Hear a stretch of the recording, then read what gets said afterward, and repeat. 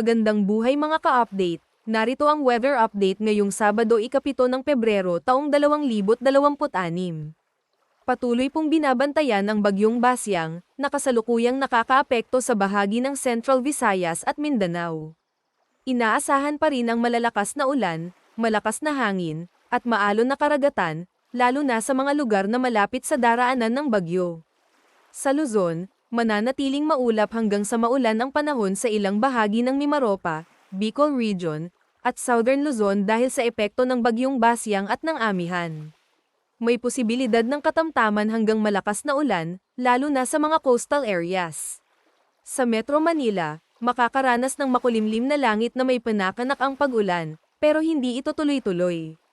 Sa Visayas, lalo na sa Central at Western Visayas, dito mas ramdam ang epekto ng bagyong Basyang.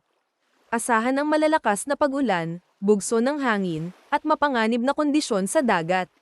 Sa Mindanao, partikular sa Northern at Eastern Mindanao, patuloy ang ulan na dulot ng bagyong Basyang.